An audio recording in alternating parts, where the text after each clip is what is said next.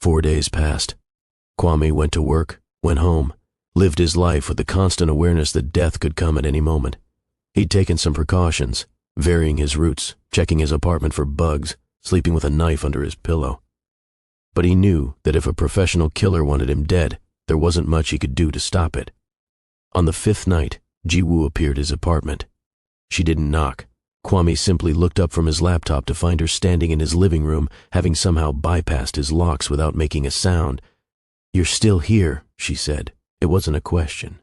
"I told you I wasn't leaving," Kwame replied, closing his laptop slowly. "Lee Tae-hyun accepted the contract," Ji-woo said. Her face was pale, her hands clenched at her sides. "He'll move within 48 hours. Probably less. So kill him first," Kwame said. Ji-woo's eyes widened. "What? You're the better assassin, aren't you? So kill him before he kills me." "That's not how this works," Ji-woo said, but her voice wavered. "If I kill Lee, if I openly protect you, I'll become a target myself. Park has connections everywhere. The entire underground will turn against me." "Then let them," Kwame said, standing and crossing to where she stood. "Ji-woo, you can't keep living like this. Afraid, alone, killing people to survive." "I'm not afraid," Ji-woo said, but her voice cracked on the last word. "Yes, you are," Kwame said gently. "You're terrified, of caring, of being vulnerable, of letting someone see who you really are beneath all that armor." "You don't know me," Ji-woo whispered, but there were tears on her cheeks now. "Then let me know you," Kwame said. "Let me in, Ji-woo. Let someone care about you. Let yourself care about someone." "If I do," Ji-woo said, her voice breaking completely, "if I let myself care about you, I'll lose you. Everyone I've ever cared about has died or left. My father, my mother, the few friends I had before I became this.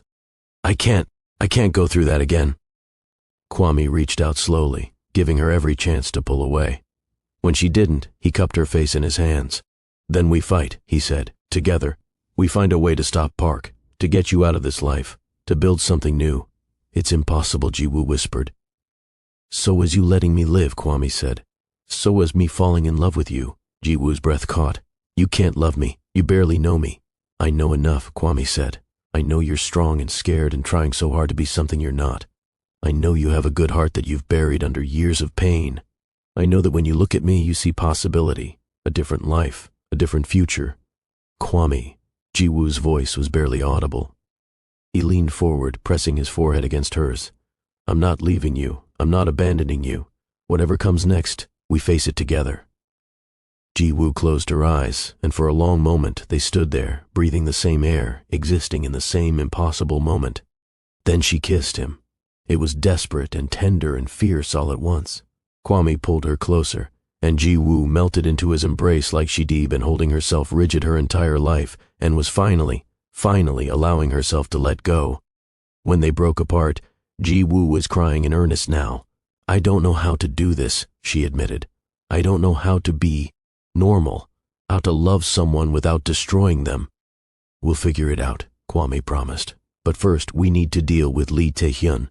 Ji-woo pulled back, wiping her eyes. Her expression shifted, becoming focused and tactical. "We need to leave Seoul tonight. Get somewhere Park can't easily reach us. I have contacts in Busan, people who owe me favors. We can hide there while we figure out a permanent solution." "What about your apartment? Your life here?" "I don't have a life here," Ji-woo said. "I have a existence, a pattern. That's not the same thing. With you. Maybe I could actually have a life." They packed quickly. Kwame grabbed his laptop, important documents, and a few changes of clothes. Ji-woo had a go-bag already prepared. Professional habit. They were almost to the door when it exploded, inward. Kwame was thrown backward by the blast. His ears rang, his vision swam. Through the smoke and debris, he saw a figure step through the ruined doorway. Lee Tae-hyun was a mountain of a man, easily 6'3", with arms like tree trunks and a face that looked like it had been carved from granite. He held a pistol in each hand. "Kim Ji-woo," he said, his voice a deep rumble. "I heard you'd gone soft. Didn't believe it until now." Ji-woo had already moved, placing herself between Lee and Kwame. She had her own weapon drawn, aimed at Lee's chest. "Walk away, Tae-hyun," she said. "This isn't your fight. I've been paid 2,000,000 to kill the African," Lee said. "That makes it my fight. The question is whether you're stupid enough to die protecting him." "Try me," Ji-woo said coldly. Lee smiled. It wasn't a pleasant expression. "With pleasure." What happened next was a blur of violence that Kwame could barely follow. Lee fired. Ji-woo moved like liquid shadow, rolling to the side and returning fire. Lee ducked behind the doorframe. Ji-woo grabbed Kwame's arm, pulling him toward the balcony. "We need to jump," she said. "We're on the 4th floor," Kwame protested. "And we're dead if we stay here," Ji-woo countered. "Trust me." Kwame looked into her eyes and saw absolute certainty. He nodded. They ran for the balcony. Lee emerged from cover, firing a rapid succession of shots. One caught Ji-woo in the shoulder, spinning her around. She cried out but didn't stop moving. They hit the balcony railing together. Ji-woo wrapped her arms around Kwame. "Hold on to me," she commanded. Then they jumped. For a terrifying moment, they were in freefall. Kwame's stomach lurched into his throat. Then Ji-woo twisted in midair, grabbing on to the balcony below them with her free hand. Her injured shoulder screamed in protest, but her grip held. They swung down, Ji-woo managing to slow their descent by catching each successive balcony. By the time they hit the ground, Kwame's body was one massive bruise, but he was alive. Ji-woo collapsed beside him, clutching her wounded shoulder. Blood seeped between her fingers. "Can you run?" she gasped.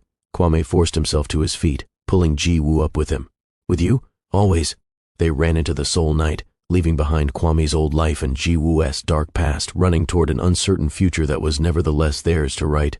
Behind them, Lee Tae-hyun watched from the 4th floor balcony, a grudging respect in his eyes. "Well played, Ji-woo," he murmured. "Well played. Like, share, subscribe. You're not ready for what comes next."